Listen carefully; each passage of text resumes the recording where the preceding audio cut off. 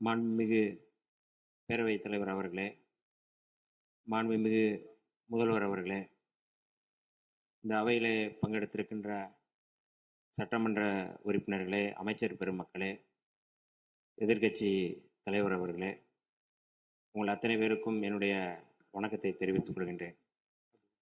மாண்புமிகு முதல்வர் அவர்கள் மிக முக்கியமான தமிழ்நாட்டுடைய உரிமை, தமிழர்களுடைய உரிமை என்கின்ற அடிப்படையில் ஒரு தீர்மானத்தை முன்மொழிந்திருக்கிறார்கள்.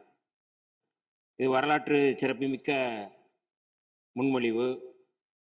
நாம் அத்தனை பேரும் சட்டமன்ற உறுப்பினர்கள், தமிழ்நாட்டு மக்கள், தமிழர்களுடைய உரிமைகளை பாதுகாக்கக்கூடிய அத்தனை கட்சிகளும் மாண்புமிகு முதல்வர் அவர்கள் முன்மொழிந்த இந்த முன்மொழிவை எந்த பாகுபாடும் இல்லாமல் ஏற்றுக்கொள்வார்கள், ஏற்றுக்கொள்ள வேண்டும் என்கின்ற கோரிக்கையை முன்வைத்து விடுதலை சிறுத்தைகளின் சார்பில் முழுமையாக இந்த தீர்மானத்தை வரவேற்கிறோம், பாராட்டுகிறோம்.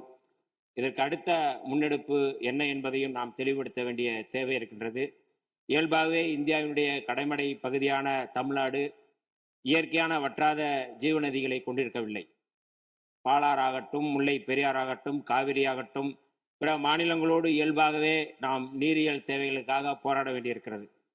இந்த சூழலில் புரட்சியாளர் அம்பேத்கர் அவர்கள் இந்த நீரியல் தொடர்பாக நீர் பிரச்சனை குறித்து என்ன மாதிரியான தீர்வை முன்மொழிந்தார் என்பதை நான் இந்த அவையிலே சொல்ல விரும்புகின்றேன்.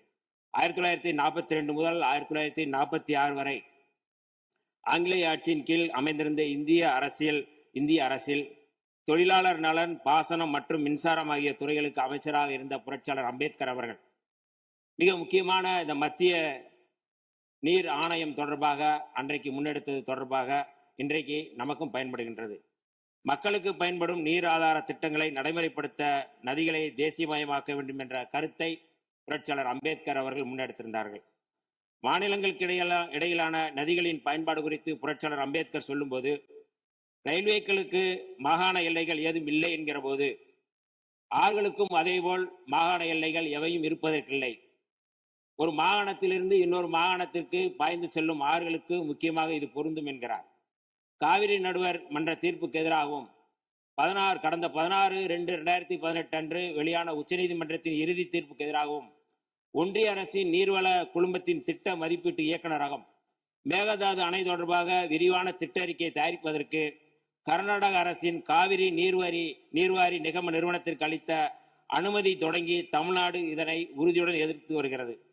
தமிழகத்தின் வேளாண்மை சார்ந்த மக்களின் நலன்களின் மாத்திரமல்ல, கர்நாடகத்து விவசாயிகளின் மீதும் நமக்கு அக்கறை இருக்கிறது எனினும் இச்சூழலில் மாண்புமிகு முதலமைச்சர் அவர்கள் முன்மொழிந்துள்ள தீர்மானத்தில் குறிப்பிட்டுள்ளபடி கர்நாடக அரசு மேகதாதுவிலோ அல்லது காவிரி படுகையில் வேறு எந்த இடத்திலோ அணை அல்லது எவ்வித புதிய நீர்த்தேக்க திட்டத்தை பிற படுகை மாநிலங்களின் இசைவு இன்றியும் ஒன்றிய அரசின் ஒப்புதல் இல்லாமலும் மேற்கொள்ளக்கூடாது என்பதை விடுதலை சிறுத்தைகள் கட்சியின் சார்பில் நாங்கள் வரவேற்கின்றோம்.